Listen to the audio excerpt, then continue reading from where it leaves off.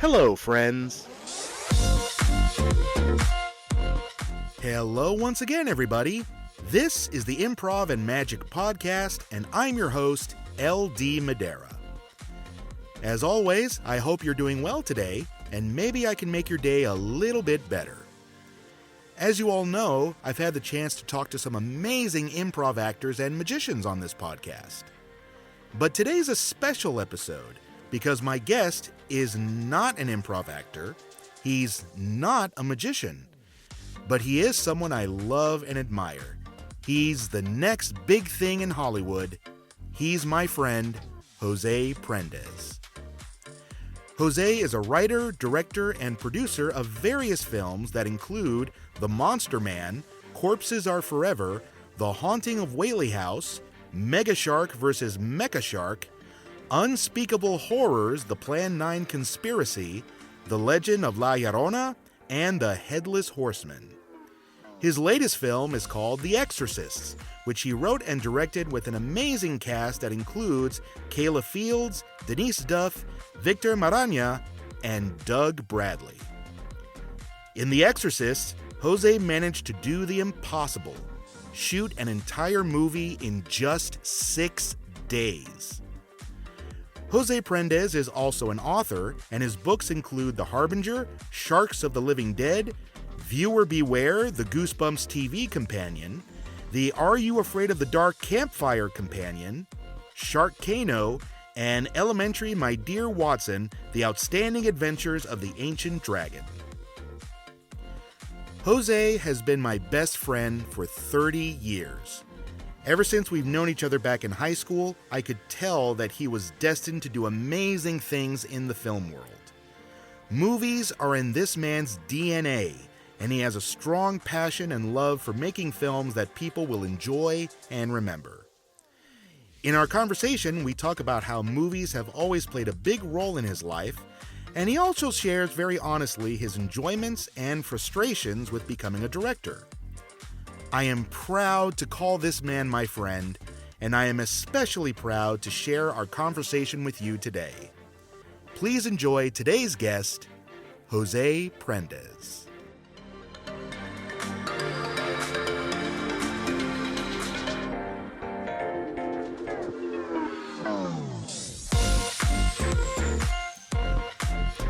My friends, I'm here with the next big name in Hollywood. This guy's been my best friend for 30 years. He's the amazing Jose Prendes. How you doing, Jose? 30 years? Has it really been that long? Wow. Yeah, well, I think next year it will have been 30 years because we started high school together in 1994. I don't remember years, but I'll take your word for it. That's amazing. It's, I'm happy to know you, Lewis. Thank you for having me on, man. Man, well, thank you so much for being here. How are things going with you these days? I know you've had a lot going on. Yes, I would say it's probably my at least filmmaking wise, it's my most fruitful. That's a weird phrase, but it's my most active period in terms of, as of now, be able to make a movie a year. So things have been going very well. Yes. That's awesome. That's awesome. You're now in this groove where as one project ends, another one begins. Is that sort of what you prefer, to always have something else lined up? Absolutely. I'm always thinking about the next thing. When one thing wraps, I'm like, okay, so what's the next project? What's the next movie? Because that's just kind of how it is. That's as a filmmaker, that's what you really want to, have happen. You want that kind of train of work because it's so hard to find work in film. And so it could be, I'm shooting something in 2 months, or my next movie won't be for 3 years, and it's scary, but it's the reality of filmmaking. And I'm in a position now, thanks to Asylum Films, that they trust me enough, and they like my work enough that I can at least for the most part count on steady work. At least it seems to be that way so far. You've been working with Asylum Films for a number of years now, haven't you?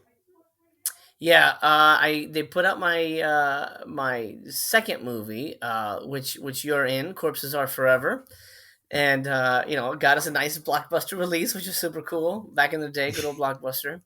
Yeah. And when we moved to California, me and my wife, I knocked on their door and I was like, "Hey, I'm here. I want to make movies." And they, to their credit, brought me in and like, "Yeah, absolutely, come on in. Let's get you work." And wrote for them, directed one thing for them at the time, the Haunting of Whaley House, which is available everywhere now, Tubi and all that stuff.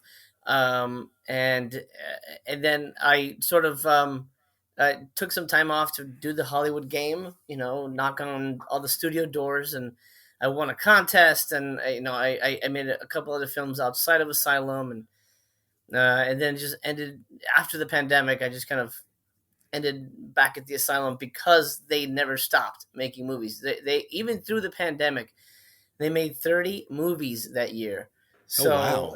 yeah, during shutdown, somehow these crazy bastards were like, I mean, I still don't know how they pulled it off, but they never stopped. And so I'm like, all right, I'll knock on their door because I know that they won't, for the most part, turn me down, and here we are, 2 movies now with a third one on the horizon. So it's been a good partnership with you and them. Yeah, yeah. For it's hard. It has its ups and downs of making a movie with any company and any bunch of producers or whatever. It's difficult, but having that trust and having that um, support. Even though it's not there necessarily monetarily or schedule wise, it's been very good, and it's definitely it's nice to feel respected as an artist, which is hard to find, very hard to find, especially in the indie world. But no, I'm happy. Definitely a good partnership. Yeah. Well, every project always has its share of difficulties. And I think from what we always hear from news media and stuff like that, the difficulties are different for every single project. Would you say that that's true for you with all of the films that you've worked on? Yeah, I mean, you can make 20, 40, 60 movies and it'll be a different thing. Every movie is a different experience. Every movie will have different hurdles.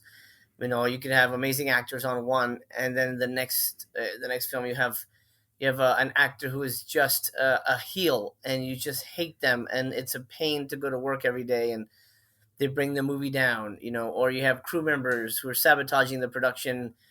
Luckily, I've never had to experience those things, but I've heard horror stories, um, and I hope I never really have to deal with that. But every experience is different. Absolutely. Well, let's start at the beginning of the Jose Prendes story. Where did you grow up and what was growing up like for you? I grew up in Miami, Florida, and my parents were Cuban. My father was a political prisoner in Cuba. He actually met my mom when she was visiting a cousin in prison. And once he got out, they got married, and they wanted me to be born here.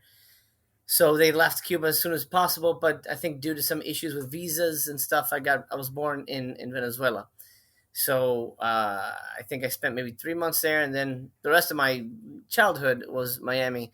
And I have fond memories of growing up for the most part, but it was traumatic in terms of my family life. My parents passed away when I was 5, so I didn't. I was thrown into sort of chaos in terms of my home life, but my godmother and godfather brought me in, and now they're my mother and father, for all intents and purposes. And my godfather, my dad now, he was a big movie guy, and he would always tape stuff off of HBO, and he had a massive VHS collection of just recording stuff off of HBO and Showtime and all that stuff. So that's where my love of movies really began in terms of the collecting aspect, I should say. But I think I went to see Superman. I want to say it's Superman 2. It's hard because I don't remember the dates, but I know it's a Superman movie, and I remember the audience's reaction. And I was young, and I'm pretty sure I saw it with my real father, so I must have been 4 or something like that. But I remember the audience's reaction, and I remember thinking, man, That's cool. That's magic up there. We're all experiencing a form of magic. Speaking of magic, we're on a magic podcast, so Right. movies are to me the real magic, because it's you're creating something out of nothing, and you're transporting people and you're giving them an experience that you wouldn't get normally. You're able to indulge the fantasies and the dream worlds and all this stuff, and all the senses too, all the emotions, and I wanted to be a part of that so bad. And so I knew early on movies was the thing I wanted to do the most. And then once I got to my godfather's house, and he had all these movies, and there was no limits. I could watch whatever I wanted. As you know, I've Right. made you watch a couple of crazy shit in the past. In the past, you Since still do. that's true. That's true. It's very true. um, um, without those limits, I was able to watch a lot of things. I was able to explore everything in terms of genre cinema, and that's sort of where I grew my language of cinema, my understanding of what it was, and at least my version of understanding it. 'Cause I don't think it's anything you can necessarily, two people can write something about a movie and they'd have different opinions, and I think that's part of the ephemeral magic of movies. You can't necessarily say. I mean, you can say yes, Die Hard is about an action. It's an action movie with explosions, but the reason that it is stood the test of time and become a Christmas classic, that's magic. That's indefinable. Why that is? Yes, it's a good movie, but there's got to be more to it. It's got to make you feel something, And exploring that has sort of been my life's goal, to try to figure that out and be a part of that magic in a way. So my childhood was sort of framed by movies, and it's continued to be devoted to movies as much as I can humanly devote. One thing that has always amazed me about you, ever since you and I have been friends, is that you have such an extensive knowledge of movies, not just the popular ones that we know, but even the lesser known ones. And you don't just know the actors, you know who directed it, you know who wrote it, who produced it. You know about everything surrounding that film. Do you love to just find out about every single detail about what made that movie what it was? It's interesting. I did at the beginning, when I before film school, before being making movies and things like that, before being in the industry, absolutely. And that was the time when special features were just starting to come out on DVD, and some VHS companies would put out special features at the end, like Full Moon. So yes, loved all that, and watching behind the scenes would excite me. I'm like, oh my god, it looks like so much fun. Oh man, then you see bloopers, you see the actors like playing pranks on each other and doing interviews, and like, oh man, that looks like so much fun. I want to be a part of that so bad. So I absolutely would try and soak up as much information as possible. But nowadays, now that I'm in the industry and I kind of know how the sausage is made, I'm not necessarily as interested how other movies are made. I buy a lot of Blu-rays and 4Ks and things now, but I don't ever really watch any of the behind the scenes featurettes, because I kind of know what I'm going to get. Oh, I liked making this movie, or oh, it was difficult to make this movie, or I'll watch it and then I literally the next day will forget everything, because my mind is like, I don't have room for this. I know I've seen the movie and I like the movie. I don't need to know that the guy had diarrhea during this scene, or you know what I mean, or like, I dated that girl. I don't care. That doesn't affect. To me, it almost muddies the water. The movie is the magic. You know what I mean? It's like, if you go see, David Copperfield, do you need to know that this trick was inspired by a sandwich he ate? When he went to go see Beethoven 3 in theaters, that doesn't necessarily make the trick cooler. It's just like, okay, that was weird, but just show me the damn trick. Personally, that's me anyway, because it's like, if you work at Starbucks, would you watch a documentary about Starbucks? Probably not, because you work there. It's not as interesting to you. So that's kind of where I'm at when it comes to seeking knowledge. But in terms of knowing like the directors and the things, that's just stuff I pick up because I'm uh, aware of those names, and sort of aware of the actors and things like that. So it's more of a osmosis thing than me going out and necessarily doing research on it. Mm. Well, you've always been a big avid collector, and to this day, you're constantly expanding your movie collection. And I remember I'd go to your house, and your room would just be filled with all these VHSs and DVDs. I would just see all of these movies stacked up. Are you just someone who just has to see more movies as much as you can? Absolutely. I'm a very voracious movie watcher. I mean, to this day, now as a father with two children and work and all this stuff, it's harder. But I try to watch at least two movies a day, two new movies a day if possible. So I do my best to watch as many movies as possible. I think every filmmaker should. You should watch good movies. You should watch bad movies. Martin Scorsese, said it best. You learn from every movie, uh, and it's absolutely true. Oh, that's a great concept, but I hate how they shot it, or I really didn't like this performance. Why didn't I like it? Oh, I know, because the guy didn't sound genuine when he said these lines. All that stuff is so crucial as a filmmaker because you're everything. You're not just the actor. You're not just the writer. You have to marry it all together. So you should have a good idea of what works for you and what doesn't. Well, everyone who knows you know that you have developed a particular affection for the horror movie genre. What is it about horror that really appeals to you? I think it was because it's the genre that most people were scared of, And if you say, "Oh, I like that movie," like, "Oh, that was scary. I couldn't watch it." Most people go, "You couldn't watch it, huh?" But I could watch it, so that's interesting. And maybe it's a thing where you kind of feel like not necessarily a power trip, like, "Oh, I'm better than you" or anything, but it's almost like a secret power, like, oh, you could watch a scary movie where that person couldn't. And ultimately movies are wish fulfillment, and horror movies are wish fulfillment for the hero. Most horror movies, people say, oh, it's bloody, it's scary, it's just monsters and people running around. No, it's survival. It's the human will being tested to its limit. The reason horror movies are watched over and over again is because we're rooting for the hero. We're rooting for. It's the same as an action movie. So there's a lot of power to be found in a horror movie. People say there's not enough female representation in movies. The entire horror genre is female representation. The final girl is a term for a reason because the final girl is the hero, man. She survives, and we want to see her survive. We root for her. It's the passion. So I think horror movies get a bad rep because obviously there's some awful stuff out there that's just meant to be gross and weird and and off-putting. But most horror movies, the stuff that stands the test of time, it does so for a reason. It does so because it's made to remind people, hey, no matter what, you can survive, you can do this, you can get through it.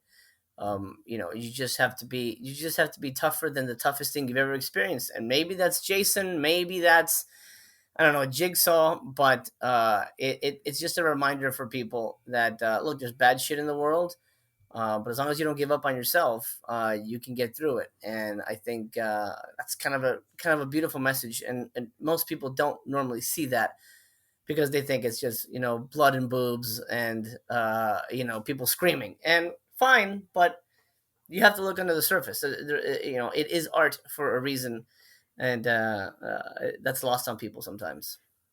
Yeah, there are a lot of people out there who, when you mention that you love horror movies, they immediately get sort of this negative reaction and are like, oh, how could you love horror movies? They're so violent, they're so full of blood and guts. And, aren't you supporting violence when you watch those movies? And I think when people say that, I think they kind of miss the point entirely because, like you said, there is a beauty that lies underneath all of that gore and all of that violence. And like you said, it's the survival aspect that I think draws us really into it.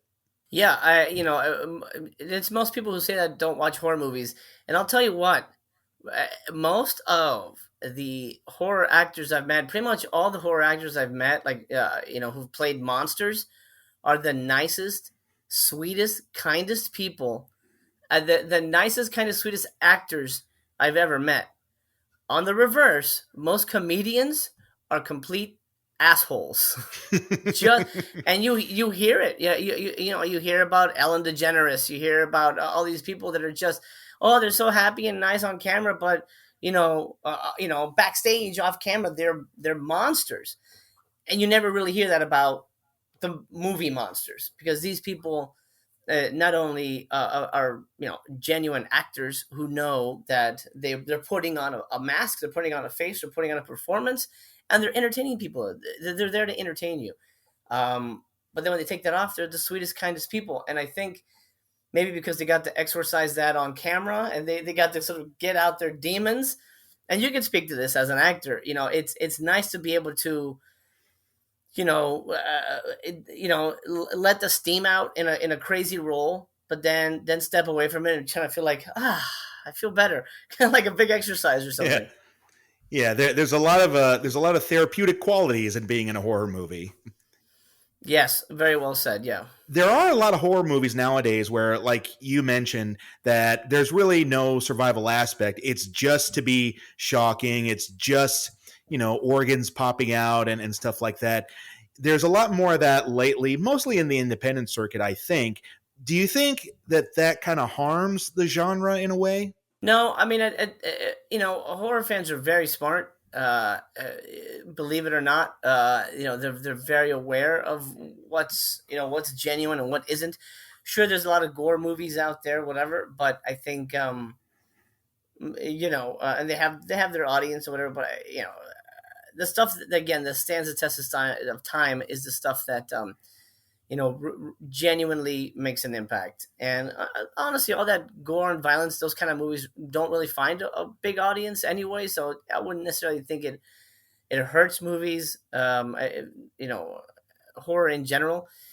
And honestly, even if it got publicity, then it would only really attract people to go watch it. So either way, I think it doesn't. The only thing that really hurts horror is when people talk down on it and sort of consider it a lesser than genre. But I think consistently it's proven as one of the most successful genres of all time.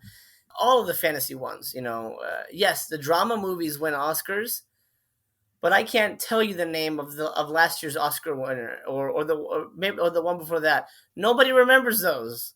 Once in a Blue Moon, Forrest Gump, I guess Parasite, but I don't know what year that was.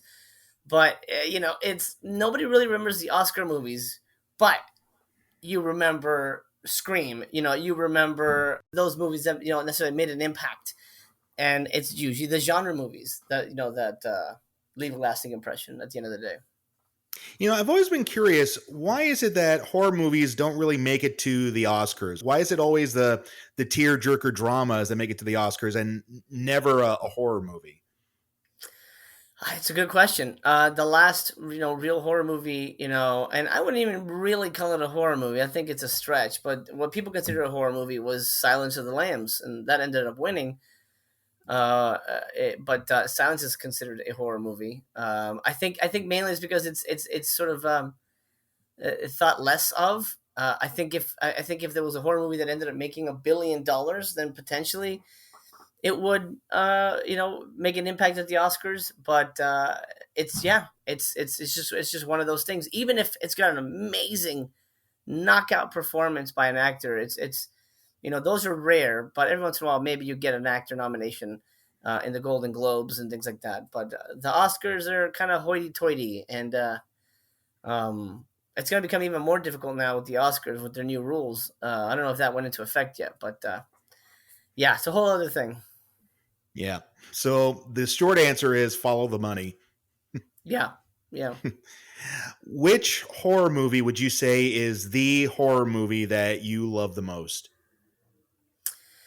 Well, I've got two that I consider my favorites of all time. But so I'll say both, but I'll lean toward one. Jaws and Scream are my absolute favorite horror movies. But I'm gonna lean toward Jaws just because I'm pretty sure I've seen it the most. It's neck and neck, honestly. But Jaws is just an incredibly well-made movie on every level, just every shot, every just the way. If you could study that movie and learn so much, just the way he tells a character motivation by the way the camera moves, or the way an actor looks over. And it's a movie that's very layered. You could watch it 1,000 times and notice different things, different little subtext layers that maybe Spielberg didn't intend, or maybe the actor didn't intend, but when they were in the scene, when they were playing the character, they felt it and they did it, and and it reads and it lends so much more of an interpretation than just what's on the surface of the scene. So there's a lot to that movie that's quite powerful beyond it being a really good shark movie. It's just an expertly well crafted movie, and I mean it stood the test of time for a reason because it's just fucking great. Yeah, it is. It really is a timeless film, and I think that's also one of those movies that's also famous for all the behind the scenes stories because you hear all about Bruce the shark, how it kept sinking to the bottom of the ocean, and how it just kept not working and not working. Do stories like that bring you more into the story, or does it make you appreciate the film even more? I love that that's the case because you always hear about. It always seems to be the case when a movie has the most difficult behind the scenes. It turns out to be sort of a blessing in disguise because those movies become incredibly successful, like Jaws, like The Exorcist. Those movies had really difficult behind the scenes making of situations. Of course, they had the money to deal with it, so it wasn't that bad. I mean, oh, the shark isn't working. Well, we're on vacation, so whatever. And we're still getting paid. Who cares? It's very different on my level of filmmaking. When something doesn't work, it's catastrophic because we can't afford to go without it. Um, does it make me like the movie more? Not necessarily. I feel a movie like the reason I don't really watch special features is because I don't think the special feature should, or the knowledge of whatever happened in the movie should affect my enjoyment of the movie. Like my last two movies, I wouldn't necessarily say, "Hey, you should like it," because we made it in 6 days under $100,000. That yeah, and it doesn't look like it was a 6 day movie, under 100 grand. Neither of them do, at least in my opinion, and other people's that I've heard, they're really impressed with it. But I wouldn't necessarily go out of my way to say, "Oh, you have to like it now because of this." Oh, you probably thought it sucks, but let me tell you about this. Now, do you like it more? I don't think the movie should speak for itself at the end of the day, and that's how I view a movie, and my movie should be viewed the same way. Either you liked it or you didn't like it. You don't need to know how long it took us to make it or anything like that. You just need to either enjoy or not enjoy the movie at the end of the day. Well, we're talking a lot about horror. However, what's interesting is that when you and I were in high school, there was a movie that we watched that actually made a really big impact on you, and that's It's a Wonderful Life. Mm-hmm. What was it about It's a Wonderful Life that really made an impact on you? It's a Wonderful Life and Jaws are on the top of the list of my favorite movies of all time. Scream only inches in there for horror, but It's a Wonderful Life is still a movie I love dearly. And look, when we talk about movie magic, that movie is a perfect example of movie magic. One of my, I think as an artist, we all worry about is am I doing anything worthwhile? Am I wasting my time?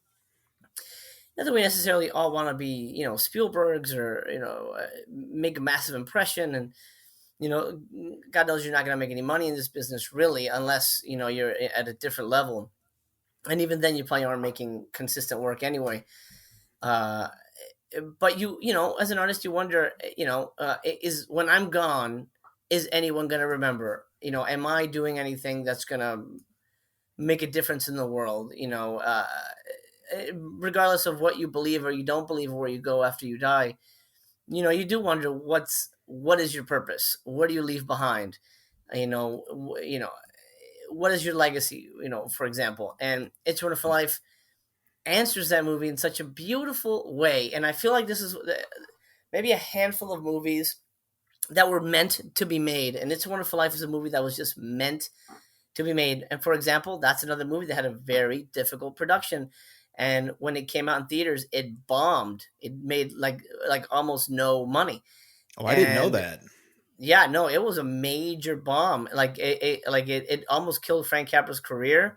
And it was a disaster. it is only until years, decades later that the movie really, was discovered as this magic, movie that people didn't realize it at the time. It's kind of insane when that happens, but like Van Gogh died penniless until then he became famous after he was dead, which sucks, but he ended up leaving this legacy that hopefully maybe he's aware of. Who knows? But It's a Wonderful Life reminds us that every day you're making a difference. Every day your life is important. And whether you know it or not, oh, you held the door for somebody. Maybe that person was about to commit suicide. And your little act of humanness, hey, let me hold the door for you, changed their mind, gave them hope. Yeah, you know what? There are not everybody's an asshole in this world. I'm gonna hang in there one more day, or that's a big thing. But just a small little thing could have big repercussions, down the line. You're nice to somebody, and then 2 years later, they hire you for something. Hey, I remember you were really kind to me, and I wanna work with you, and that would be really nice if we did something together. So it's a movie that reminds you that you're not a failure. Um, we tend to judge ourselves by money and things like that, and in terms of the success, but just existing, just doing your best every day, and being a good person is enough of a difference in the world. If you don't bring in negativity and and hatred, and hurt other people, then you are succeeding. You're leaving the world a better place by just being here and being a good person. And such a powerful message, because you never know the person you become friends with. You change the course of their life, and maybe if you weren't there, they would, who knows, become a serial killer or something. It's again an extreme, but It's a Wonderful Life shows us sort of what happens with his wife, and she becomes a sad spinster. She doesn't have any kids, and his kids aren't born, and then they can't do whatever they're going to do in their life, and it's that sort of series of dominoes that movie explores, and it's such a powerful movie, but it's done in such a very simple, human way. It doesn't it's not overly religious at all. It doesn't hit anything over the head about reincarnation or anything like that. It just tells you the story of a man who thought he failed, and he was wrong. He was an incredible success, and he was integral to not only his family but the town. And it's one of those things where you don't as the audience get that until the end of the movie. When you see him and not in the world, you're like, holy crap, oh my god, that's what this movie was doing this whole time. They were telling us this, and we didn't see it. And that's why it's such a rewatchable movie, because you can go back and you can watch it over, and oh, so we're seeing this, with Violet, because we know that he helps Violet turn her life around and all this stuff, and Uncle Billy and all the things. And it's such I don't want to go on and on about it, but I just think it's such a powerful movie because it's simply made. It's a human movie. It's a genuine piece of art. And honestly, if you haven't seen it, please do your soul a favor. You need to see that movie. I absolutely agree with you. And one of the reasons why it's a movie that continues to stand the test of time is because it also gives a good message about how to reevaluate what your version of success is. And I had a guest on the podcast who talked exactly about that, Carissa Hendricks. Nowadays, because of things like the internet and social media and what we see out there on TV, we have this idea of what success is, but it's really kind of a shallow view of it because people see success as the limousines and the big mansions and the big record or movie deals. But being successful could also mean having an impact on people. And I think that's something that needs to be reiterated more and more and more, which is why I think that's one of the reasons why It's a Wonderful Life still stands the test of time. Absolutely. I think having an impact on people is kind of what we want, right? We want to be able to, not necessarily shape people's thoughts, but we want to be able to prove that we were here. And if we can do that without really even realizing that we're doing that, it kind of leads a lot of weight to just existing and leading a life of existence, an existence, I should say, that's full of integrity. And it's something that a lot of people don't nowadays, which sucks. But maybe they need to watch It's a Wonderful Life to remember them, remember that they should do that. Yeah. So, at what point did you make the decision that you definitely wanted to make movies? Man, like I said, I was like 5. I was very young. I'm like, I want to do this. I don't know how to do this, but I want to do this. At first, as a kid, it was I want to be an actor, and I want to be RoboCop. I want to be John McClane, all this stuff. And then, the more I really learned about the process, I'm like, no, I want to write them too. I'm like, no, the real power is the director. And so, little by little, sort of found my way to what exactly I wanted to do. But I knew movies were 100% my goal, and nothing was going to stand in my way. And so far, that's true. I've left Miami and moved to LA to pursue it and put in my own money to make movies. So it's one of those things where you really have to commit, because this is a career that is not going to be handed to you. Some of the memories that I still hold dear in my heart is us in high school and making the movies that you would write. And it would be you, me, and then our other friends, George and Javier. Shout out to them. We were this band of brothers back then, and I Yeah, was always yeah. amazed by how serious you took that. Because back then, we were just teenagers fooling around, but you took it so seriously. You wrote the script. You took multiple takes. If we weren't doing it right, you would get mad at us. And, you took it so seriously, which is why I knew you were going to make it in movies, because I never saw someone so passionate about it as you. Do you remember kind of what was driving you as we did those movies back in high school? Yeah, I mean, first of all, sorry, I have an anger issue, so I'm sorry if I lost my temper too much, but and I'm working on it. But You're to me, forgiven. You're forgiven. thank you. To me, they weren't pretend. They weren't just for fun. This was serious. This was practice.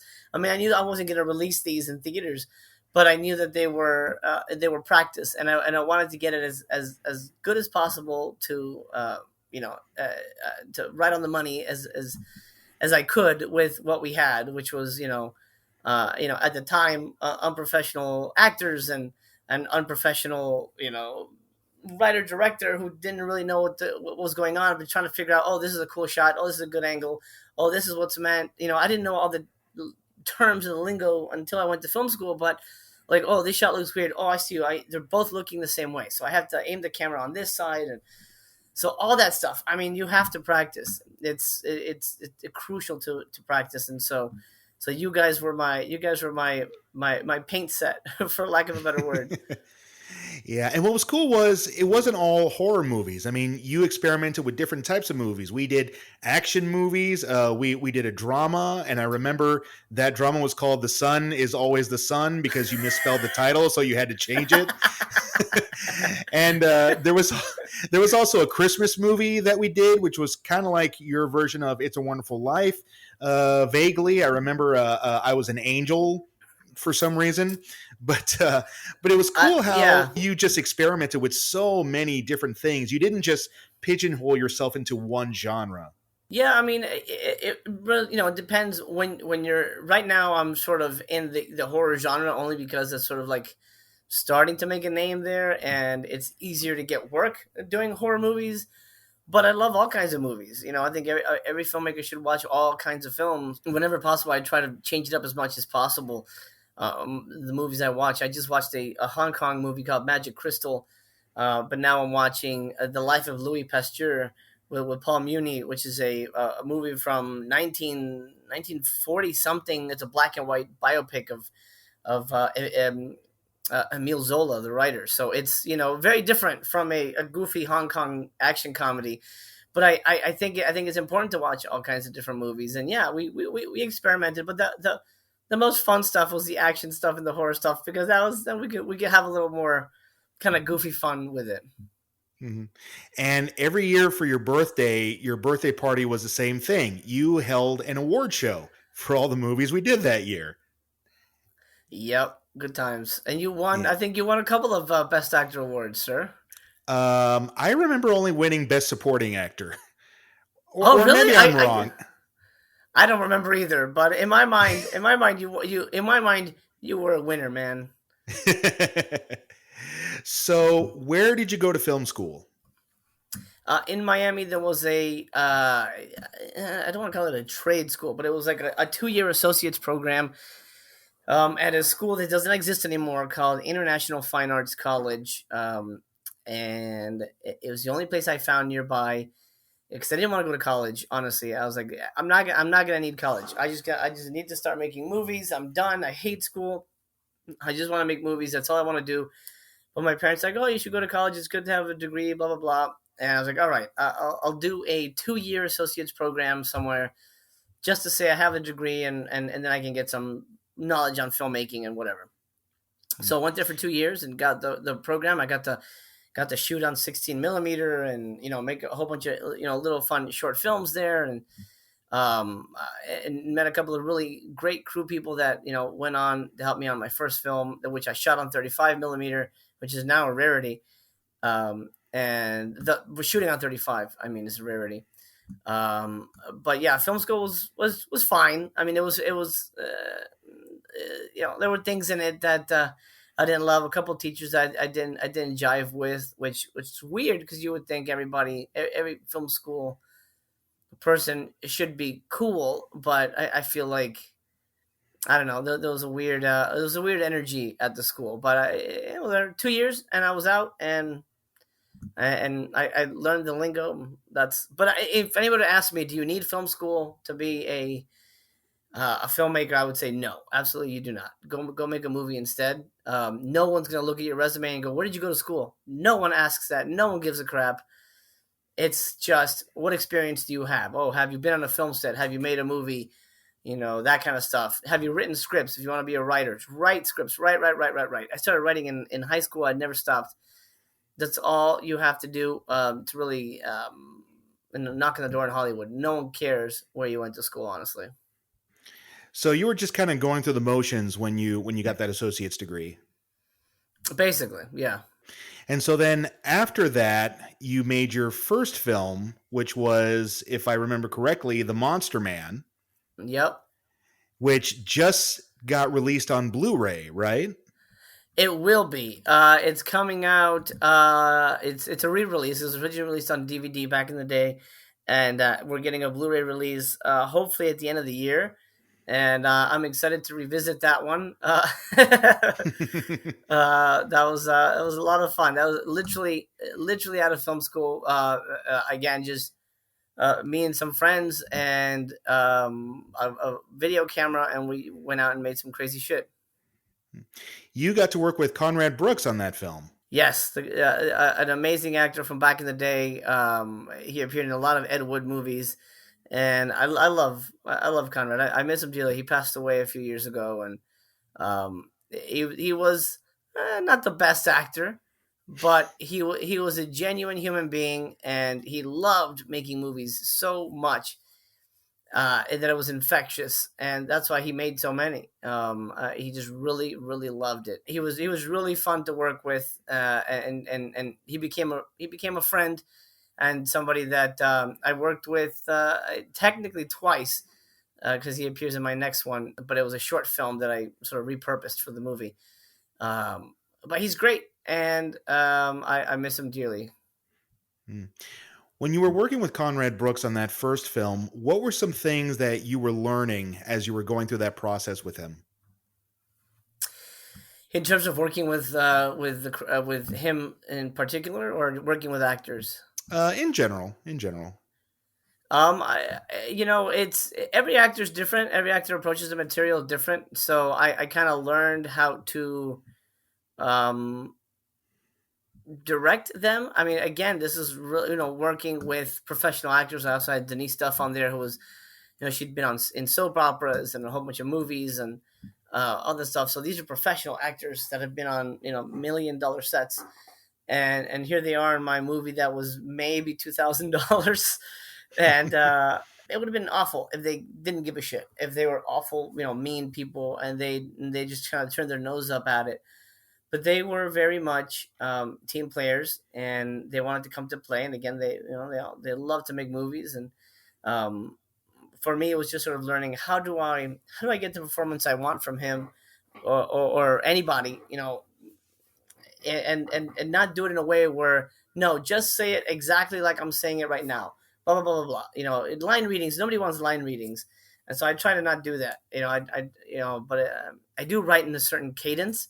So when I hear it in my head, if the actor doesn't nail that tone or that feel, then I'll step in and go, hey, this doesn't feel right. Let's try it like this. And it's a learning process. You're not going to become a director from your first movie. It's a learning process, because that's sort of the beauty of art. You grow with it, and you learn what you like and what you don't like, and like, oh, in the next movie I probably shouldn't say this or do that.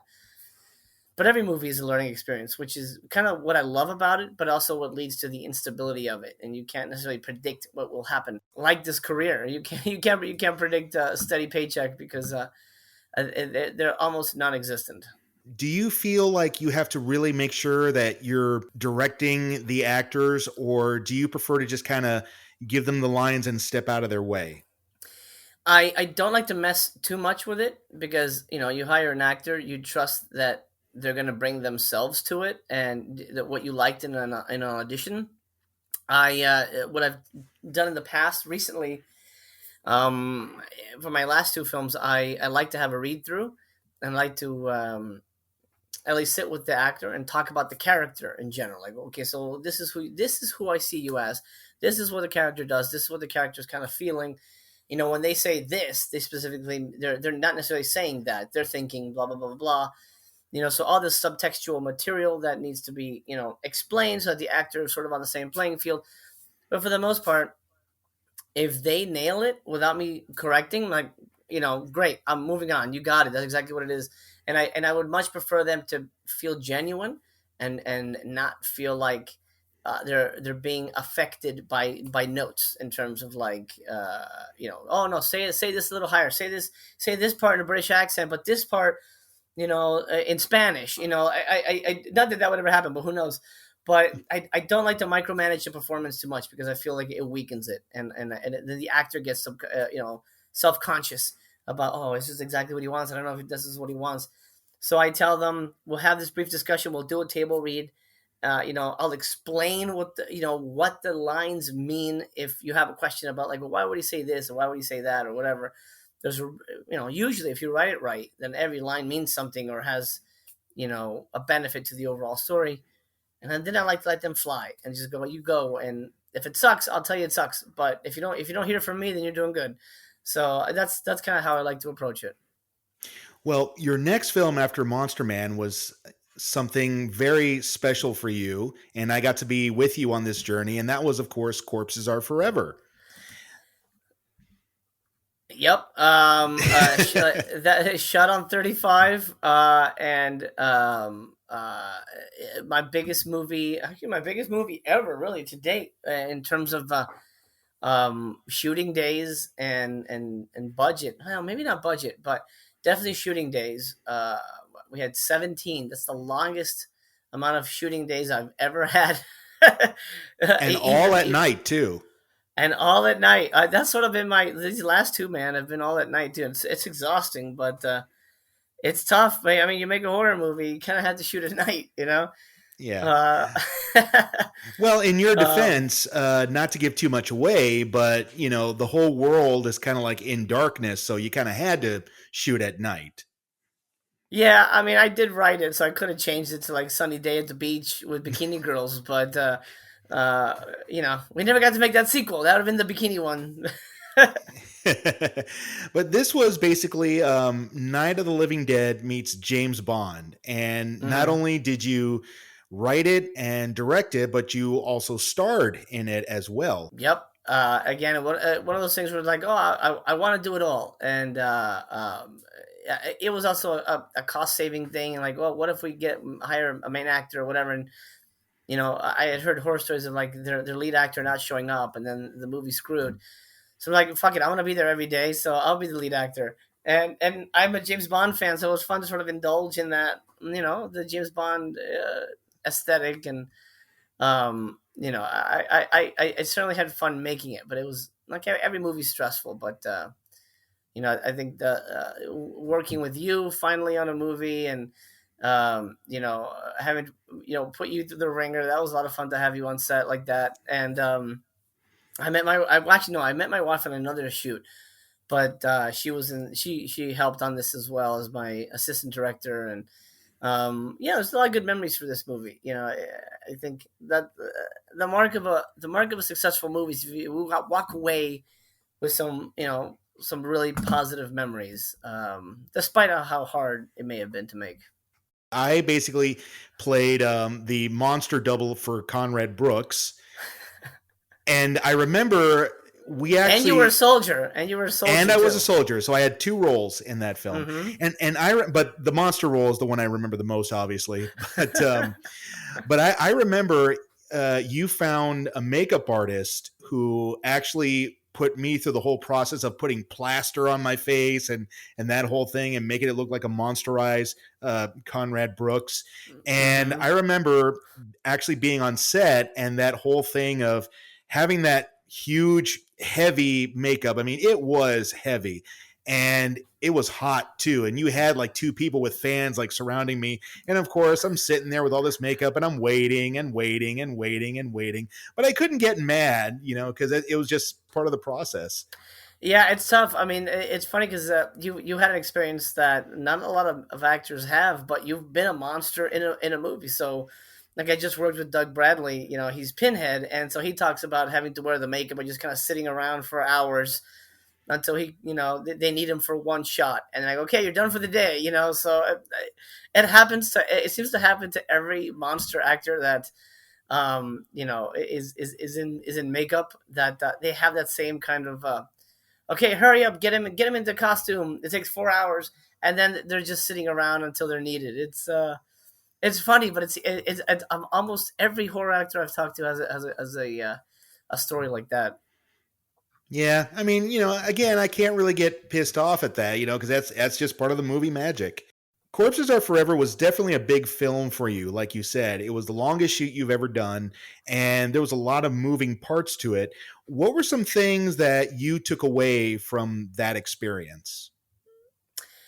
Um, one thing I took away is never wanting to work with film again, because it is very hard, and it's time consuming and expensive, and something I didn't want to do again, but I like that I was able to do it at least once. Um, in terms of what I took away, again, it just sort of learning what my aesthetic was, what kind of shots I liked, what kind of composition worked for me, or what I was looking for in a performance.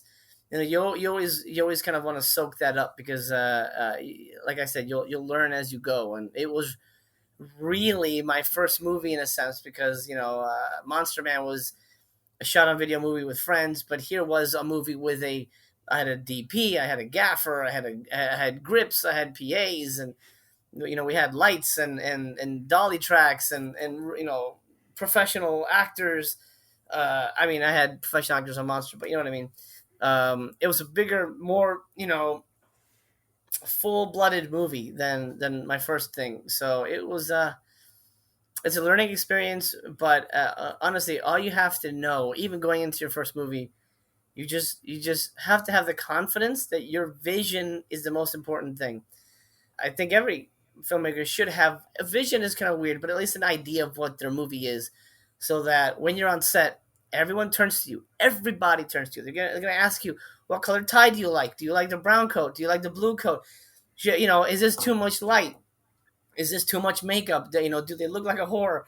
And you'll have to have an answer. You'll have to have an answer, one way or another. Because if you're sitting around going, "Oh man, I don't know, oh geez, I don't know," you're gonna hold up the production, and you're no longer the captain of the ship. And I love being the captain of the ship. It's so fun. It's stressful, but I love it. I love it so much. And you have to get to that point where it's not work. It's literally is you going to play. Then jokes on the producer because you're getting paid to have fun. And I think most people should remember that going into it, that it should be a fun experience. It shouldn't be drudgery, or maybe you're doing the wrong thing. You know, one thing that I tell people about you all the time, and it's the one thing that I love so much about you, is that I look at you today and I remember how I looked at you back in high school, and you really are the same exact person. You still have this amount of fun that you like to have. The only thing different about you now is you have more facial hair, but that's about it. You know, and especially in Corpses Are Forever, yeah, you were working hard and you were putting everything into it, but you really were trying to make sure that everybody was having a good time. Mm-hmm. Is it difficult to kind of reinforce that, especially when, you know, things are coming towards the wire and there's a lot of things to work out? Does it get difficult to remind everyone, hey, we're having fun and we're here to have a good time? Absolutely, and I agree. I think in terms of I feel like I'm still that high school kid who wanted to wanted to make crazy movies and make movies about my cousin hitting people in the nuts. It's fun, but I think I was one of those people he hit in the nuts. you, I think you were. I think you were. Yeah. But I think it's very yeah. Again, you're the captain of the ship, and you do hear horror stories of like, oh, the director was an asshole, the director was abusive, the director was sexually molested people, whoever. It's awful, but you hear that stuff. You have to be the captain of the ship, but you have to be benevolent, and it's stressful. It's a stressful situation, so you can't. I think being an asshole is easy for some directors, but they shouldn't do that. I think it's beneath them to do sometimes. And I've heard, a lot of people are very nice, but on set they're just bastards and just like mean. I've talked to a lot of actors like, man, you're one of my favorite directors because you're not mean like some of these other guys. I'm like, that's great. I try to wear something on set to sort of change the mood. On my last movie, I wore pink pig slippers around, and so I was walking around in slippers, and it relaxed the crew and the actors. It was a heavy movie, but it relaxed everybody because it looked like I was just relaxing. I was directing at home. It didn't feel like a stressful situation, even though we were fighting the clock the whole time, and it was a stressful situation. And like, oh, we got 10 pages to get through. We've got 2 hours. We have got to go. But as much as possible, you have to keep it light. You have to keep it, hey, we're all playing. We all came here to play because we love this so much. We can't hate this. We can't hate each other. But it does get hard. It does get hard to juggle. At some point, you have to go, you know what? I can't do that. I can't do that anymore. We have to get this in the camera. This has to happen now. But most of that's with the crew in terms of like, guys, get the lights up now. We have to go. We're literally running out of time. This is taking too long. But that's why you have an assistant director who can be the asshole on set and go, come on, guys, come on, let's go. The assistant director is usually that person, and the director can sit back and kind of, crack jokes, with the actors and, let them feel relaxed because they have a lot of stress on them. The camera's going to be on them. They have to remember all these lines. You don't want them feeling the tension of everybody being mad at each other because it bleeds on the screen. At the end of the day, you as an audience member aren't going to know that. You shouldn't know that. You're only looking at the actor. You're only looking at that. That's it. I tell the actors, you are the movie. No matter what I do, no matter what happens, no matter how many days, if we had 10 years to shoot this, you are the movie, no matter what. So don't fuck up. And luckily they haven't yet. How do you come up with the ideas for the movies that you write? It's tough. I've written a lot of what you call speculation scripts, which is like I have an idea and I want to write it out. So I have a lot of those, and those just kind of come out of the blue. It's really hard to describe it to somebody in terms because people ask, "Go, how do you write?" And it's like I just do it, and it's really hard to put it into words. There's some people that outline a lot. There's some people that spend like a month, just outlining the character's life. To me, that's pointless because who cares what they did in high school? they're fighting a giant shark right now. That's the story. Unless them being a football jock is going to play into the story, you're wasting your time. You're just delaying the story in terms of work. But everybody has their own approach.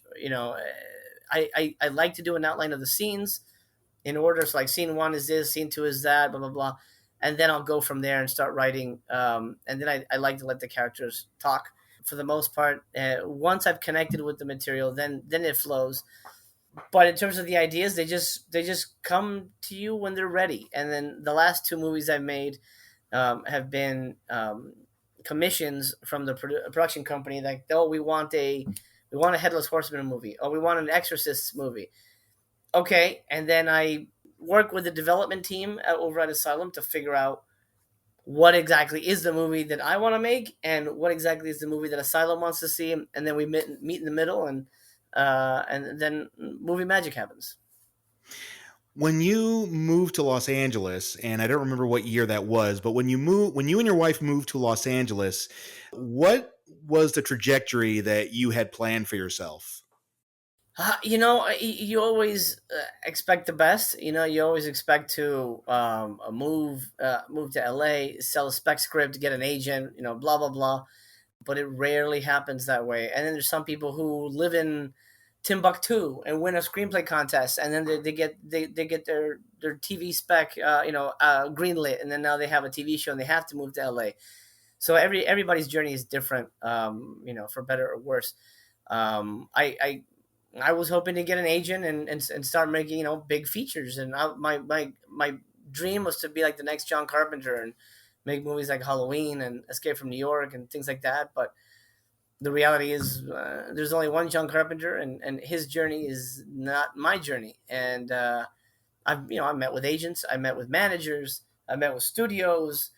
I almost sold something to Sony, I almost sold something to MGM, I almost sold something to Lakeshore Entertainment, but it didn't happen. It didn't happen that way, and it was hard. It was debilitating. It was soul crushing. I quit a dozen times, to the point like I can't do this anymore. I hate this so much. This is no longer fun. But at the end of the day, I couldn't think of anything else I wanted to do. So, I would tell people don't have an idea of what your career will be. But hustle to make a career. I think that's more important than saying, "Oh, it didn't go the way I pictured it," because it never does. Well, yeah, I remember a couple of years ago you said publicly that that's it. I'm done with Hollywood. I'm done with the movie business, and I'm throwing it all away. What were some of the things that kind of led to that decision? Well, that was right at the beginning of the pandemic, and there were a couple things. There were two projects that looked pretty solid. There was a Lifetime Channel movie that I had written and I was going to direct. One that I thought was really good and solid, and literally just disappeared overnight. They just stopped emailing me. I'm like, what happened? Where's everybody? And then only like weeks later, I go, oh yeah, we're not going to do it. Like, what the fuck? Tell me, don't just ignore me. Like, just tell me what's going on. You guys aren't children. And then I had a TV show which was sort of in development, and that sort of just fizzled out in a really awkward way that I didn't understand. Just one of those things where I was developing it with a producer, and who's done some big TV shows, and then he's just like, I don't know what this is anymore. And then he just stopped calling me back. So, just frustrating, like dead ends that come out of nowhere. Like, wait, what? Hold on. Wait, how is this over? And it almost felt like the universe was telling you, stop, man. You're done. This isn't for you. And that just beat me down. And like I said, it was at the beginning of the pandemic. I'm like, I'm done, man. Fuck it. It's over. This is too hard. I hate this. It's frustrating and soul crushing. I don't think it was meant to be. And then only until I reached the end of the pandemic, I'm like, I can't think of anything else I want to do. And that's when I returned to Asylum, and they welcomed me with open arms, which is nice. Mm-hmm. You've had a couple of great movies since you came back into the scene, so to speak. You had The Haunting of Whaley House That was a wonderful film. You also had the Legend of La. I'm going to mispronounce this. The Legend of La Llorona. Am I saying that right? I'm probably not. Llorona. Right, and and then you also recently had the Headless Horseman, which was a very cool film. It's like folklore meets Ghost Rider. So it seems like things are starting to swing up for you. So my question is, how important is it to be tenacious when you're in this business? You have to be. It's one of those things where they forget you if you're not if you're not hounding them. The squeaky wheel gets the grease. You have to be your biggest fan, and not necessarily think, oh, I'm the best. I'm the ultimate filmmaker or whatever. But you have to be your cheerleader. You have to put yourself out there and get as much attention as you possibly can from the people who would give you a movie or support you in any way. And you can't be quiet, and you can't hope that it happens to you, because it 100% will not. This is very much a business of hustling, and if you don't do that, you're not going to go very far. It's definitely not for weak individuals who are shy. I mean, I consider myself fairly shy. Like at parties, I usually kind of stand in the corner if I don't know anybody. Just kind of, I hate parties. I don't really go anyway. But I'm not a very social person. Not because I don't like to be, but I have anxiety about that. But when it comes to work, you have to put yourself out there, because at the end of the day, that's what you want to do. And if you're scared to do it, you're just not going to get anything out of it, and you're gonna sit around going, God damn, I regretted that. 20 years ago I didn't say something to this person, or take the chance to work on that set, or all that stuff. You have tenacity is just as important as having talent. If you're tenacious but you suck, you won't know if you suck. That's the thing. But it's one of those things where even if you suck, you can still have a career. You have to be tenacious, and you have to be willing to learn and grow, because no one's perfect their first time out. Especially in horror, there are some films where it's very unique, it's very original. And then there are other films that just kind of feel like the same thing over and over and over again. Somebody is just copying somebody else.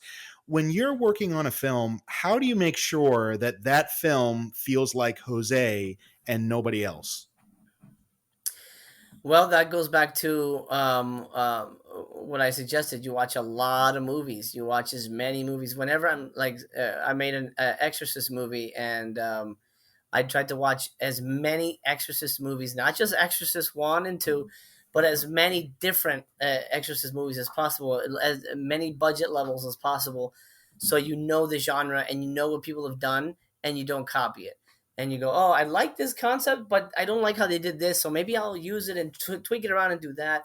Or like, oh, I was thinking of doing that, but I see it doesn't work, so I don't think I'm going to try it.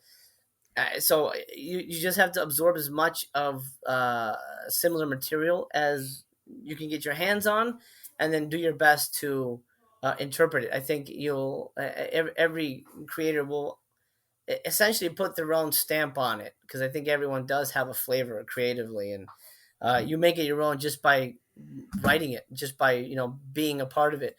But I do think it's important to not rip off too much of a concept, so it feels like why would I watch this? I could just watch that. You want to throw in a little twist and turn there, so that it's rewarding for the audience. They don't feel like they've wasted their time. The Exorcists is your latest movie that just came out. I got to watch it this past weekend and I absolutely loved it. And it definitely speaks to your point, because it definitely doesn't feel like every other exorcism movie. It's definitely different. It definitely has that Jose Prendes feel to it. Can you talk about where you came up with this idea and what the process of filming that was like? Sure. I don't want to give too much away, spoiler wise, but Yeah, no spoilers, no we spoilers. Yeah, we've seen, everyone's seen Exorcist movies. So, there's things that have to go in an Exorcist movie to be an Exorcist movie. But then I wanted to add little tweaks, genre tweaks here and there to kind of make it more interesting, a little more Italian in a 1970s sense, Dario Argento esque, Lucio Fulci kind of esque, and those filmmakers, just to change it up a little bit because people have seen the typical Exorcist movie. So you give them the cake that they came to eat, but then the icing has to be a surprise. And I love doing that. I love playing with expectations. I love surprising an audience. Sometimes I'm writing and I'll do something like, oh man, I honestly didn't write. Like it surprised me. I'm like, holy crap, that works. Okay. And that's when the story's taken over. When you get to like, oh my god, I was setting this up this whole time. I didn't even realize it. Moments like that are so great because then you're playing with the material and the script is having fun with you, and it's almost like you're channeling it from a different universe, and you're sort of like, it's like you're watching the movie and writing it down as it's happening in your head, and then something happens. You're like, oh wow, I love that stuff. So I like to put those in as much as possible so that hopefully the audience has a similar reaction. But this was a 6-day movie, another 6-day movie under $100,000. All basically in one location. Yeah, all in one location for the most part, but we made it look like a whole bunch of different ones. And I got to work with Doug Bradley, who was Pinhead in the Hellraiser movies. Denise Duff returned again from Monster Man, my leading lady in that. I got Kate Hodge from Texas Chainsaw Massacre 3, and she returns from Headless Horseman. She played a part in that. And then I'm blanking. Oh, we got Michelle Bauer, who's like a famous scream queen from the 80s. It was a lot of fun, man. It was very stressful. I'll tell you what, it was a difficult production. So maybe that bodes well to the movie's success. But it was a difficult production, and one that like I almost came close to having a heart attack on because we were running far behind. It's probably the only time I ever lost my temper on set is because we were really far behind, and the line producer's like, we gotta go, we got 2 hours, we gotta get out here in 2 hours, and we gotta shoot like 3 more scenes. You guys gotta hustle, you gotta go, and like we're doing our best, we're going as fast as we can, and we went over a lot. We were only supposed to shoot 12 hours and 2 hours a day according to our contract with the location. But we went 16, 18 just because we had to get the movie in. And the movie looks great. And so I love my DP because he made the movie look like a beautiful Renaissance painting. But it's hard. It's hard to make a movie look good and get solid performances. And the poor actors, most times, was only one take, and that's very hard, So we had time to rehearse. And I said, guys, here's what I'm going to do. If in the scene I don't like how it's going, I'm just going to ask you, go back to this and try that. And so we would basically get our 2 takes in one shot by like me making, okay, I like that line. I like the line. Ooh, no, go back to that first line when you said it's the thing about the door. Now say it like this. I wouldn't do a line reading, but I'd say it with more hesitancy because it sounded like you were happy about it.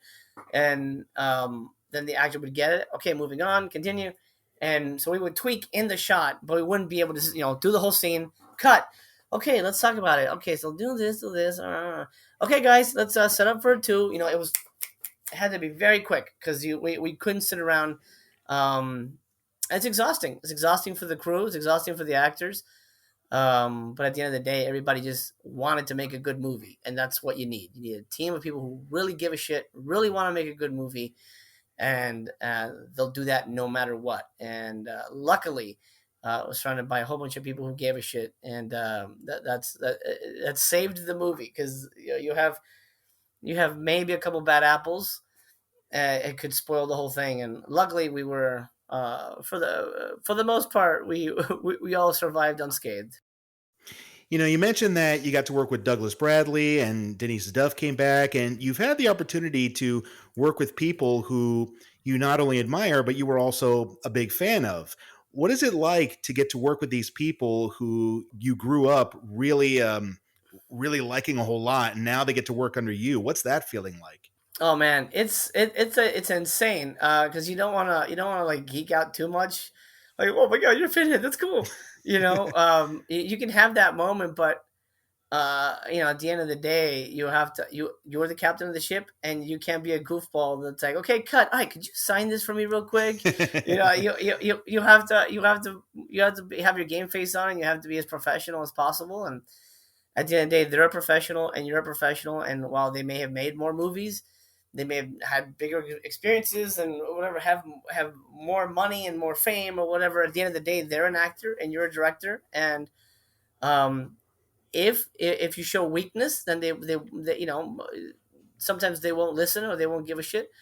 But if you show them that you know what you want and you're in charge, and this is your movie, um, that they're there to please you. They're there to make your movie.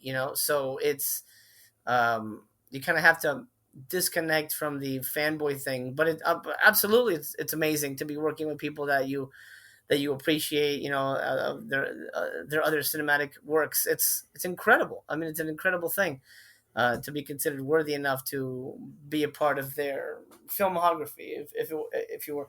But always remember that you have to be a professional at the end of the day, because that's your job, and you don't want to be the fanboy who comes off badly because you're not doing your job as a director. For you, is there a dream movie that you haven't made yet but are hoping to do very soon? There's I really want to do a western, uh, like a really old fashioned, the good, the bad, and the ugly type western. I've got a script that I love. At one point, again, this goes back to one of the reasons I wanted to quit, because I had this western set up, and it was Thomas Jane, Nick Nolte, Jeremy Irons, Al Pacino, like everybody. I had these big names attached, and then disappeared like smoke. And it's just like, God damn it! Like, what do I got to do? Like, how does that movie not get made? It's frustrating. So that's 100% a movie that I would make, given the chance. Who knows if I could get those actors again? But it's a script I love, and one that hopefully one day I can come to life. Yeah, definitely. I just want to do any western. I love the genre, and I think I can have a lot of fun with the my shot selection and all that good stuff. Here's something that I'm curious about, because you just finished The Exorcist and it just premiered and it's out on various streaming platforms and limited release in some theaters. And now you're going Hmm. on into something else that I know you can't talk about right now. How is it to be able to just work on a film and then just all of a sudden, just in your mind, kind of shut that off and now focus on the next project at hand? I don't know how other people do it, but for me, it's one of those things that once the movie is edited and sort of delivered, that's it. There's not much you can do with it anymore. Now it's the audience's movie. Now it lives in dreamland for the most part. It's like you're sending your kid off to college. Bye. I'll see you. Good luck, and I hope it all works out. I'll see you around. I'll tell people you're there, but it's very different in the indie space, because you don't really get like movie junkets and interviews with Entertainment Tonight and things like that. For the most part, a lot of those movies sadly disappear, but you do the most you can sort of get word out about it. That's why it's more of a positive thing to focus on what's next, what's coming up next, because that's something that you do have control over. You have control over what the characters say and all this stuff, and you can finally influence a movie. But once the movie's out, it's out and it lives its own life, and hopefully people give it a chance and watch it, and you move on. But you have to disconnect, because at the end of the day, it's over. There's not much you can add to the conversation beyond having made the movie. This isn't a spoiler, but in one of the scenes in The Exorcist, your two kids appear in the movie. What's it like to direct your two children? It was great. I will say they were a little bummed because they auditioned for lead roles in the film, and the producers said no, not me. They were my first choice, of course, because they would kill me if I didn't say that. But I feel they did a really good audition as well. And the producers went in a different direction, unfortunately. So they were a little bummed that they couldn't have bigger roles. But it's nice to be able to put them in there, and then years later they can see themselves on screen, and maybe show their kids and be like, oh my god, you were so little, dad. All that stuff is great. It's again, it's leaving that legacy, leaving that trail behind, being the cinematic George Bailey as much as possible. I like that. There's something very special about that, being able to capture that time and capture that time, that place, and that age, that they're in, and them being able to go back and remember working with their dad and having that experience. And one day when I'm not here, they can go back and remember that day and see that scene. And it's a secret connection through time. And I think that's why movies are so powerful too, because one of my favorite actors is Jimmy Stewart. Never met him, but I've seen all his movies over and over again, and I feel a connection to him. And I still get emotional when he's George Bailey. I still get emotional in other roles he's in.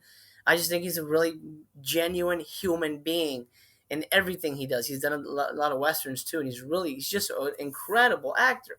And I've never met him, but there's an emotional connection there with him, and that's something that we don't really get with paintings or books, because books you read by yourself for the most part. In a movie you see it on a big screen, you can share that with an audience. A painting, I don't know Van Gogh, but yeah, he painted a cool chair. But I'm being reductive, but I feel movies allow you to have more of a human connection and more of an emotional reaction to people, and they are slices of time. They're absolutely time travel. The best kind of time travel that's not realistic, because we can shape the world the way we want it. We can have happy endings. The world isn't full of happy endings. The world doesn't really end. Our story doesn't end until you die, and that's not necessarily a happy ending. So you want to be able to have that joyful moment of triumph in your life, and a lot of us don't get that. But movies give us that, and I think being able to share that with my children has been something that's been important to me. So when shaping their cinematic education, because I want them to know how important it is to have that feeling, and to know that movies are. I think you said it best. They're therapeutic. They really allow you to either work shit out or experience stuff that you don't want to experience in real life, but you've had that experience, sort of like going to a haunted house. Nobody wants to get chased by a maniac, but it's it's fun on Halloween. Jose, I got one final question for you, my friend. What's the one piece of advice that has served you well that you want everyone else to hear? One that served me well. That's interesting. I should probably have an answer for this. I don't know that anybody's necessarily given me advice before that I've ever like. I mean, they probably have, but I don't know that it's really stuck with me in terms of like really remembering it, that I've passed it on to people. Um, I guess the only thing I would say is, at the end of the day, if you're considering a creative life, remember that it's not easy. Remember that there's some days where you will be at the end of your rope and you're like, this is it, I'm done, and I never want anything to do with this. It's not easy. Most times it's never financially lucrative, but it's worth it. It's worth it because the people that can create should create, because the world needs it. The world is, especially now, is so bleak, and ugly sometimes, that it's the artists, it's the dreamers that must dream for those who have forgotten to do so. And that makes it almost an imperative on your part to go out and create as much as possible and entertain as much as possible. And maybe you won't necessarily change the world, but like George Bailey, you might brighten somebody's day and maybe inspire them to go make something beautiful. or help somebody out, or or make a friend, and that could make the difference at the end of the day. You'll never know. You'll never ever know, but it doesn't matter. You don't have to know. It wasn't for you to know. In film school, everyone's like, "Oh, we're gonna change the world. We're gonna change the world." And in my mind, I'm like, you're not gonna change the world by making a movie, but you can maybe change somebody's perspective, and that small little thing could eventually change, their world. And I think that's powerful. So it's not always easy, but it's worth it, I think is what I would say. Well, my friend, I am so incredibly proud of you. I'm proud of where you've been. I'm proud of what you are currently doing and what we'll continue to do. And I see nothing but great stuff for you, my friend. Thank you so much for being here, buddy. Thank you, buddy. It's an honor, and I know we'll keep in touch because we do, and I look forward to what the future holds. Actually, I got something to talk to you about, but we'll do it off air. All right. Is it corpses too? No, I wish, but I'm working on something now, and I may have a juicy little role in there for you. Ooh, okay. Yeah, we'll talk about that later. But until then, thank you so much, Jose. I really appreciate your time. Thank you, man, and everyone out there, have a great night. It's not always easy. It's not always fun. It's not always lucrative, but it is worth it. Let's all remember Jose's words today. You never know what your creativity can do for people. I want to thank my friend Jose Prendes for joining me on the podcast today. As you've heard, he's an amazing man with so much to give and a lot to share. Be sure to check out his latest film, The Exorcists, available to rent or buy on Apple TV, Vudu, or Amazon Prime. You can also find a full list of his movies at imdb.com and a full list of his books at goodreads.com. Be sure to also check out his YouTube channel, Master Chaos, for lots of fun content, as well as live panels and movie reviews. I'm slowly developing a new website for myself. I'll provide more details once that's available, but in the meantime, you can check out togetherbymyself.com to learn about my solo improv show. And you can also find me on YouTube at my two channels, Together by Myself and LD Madeira Magic. Thank you all for taking this journey with me, my friends. I love you all, and you mean so much to me. Remember, don't give up, no matter how hard it gets. It's all worth it in the end. I'm LD Madeira, and I'll see you on the next episode of Improv and Magic. Take care, everybody.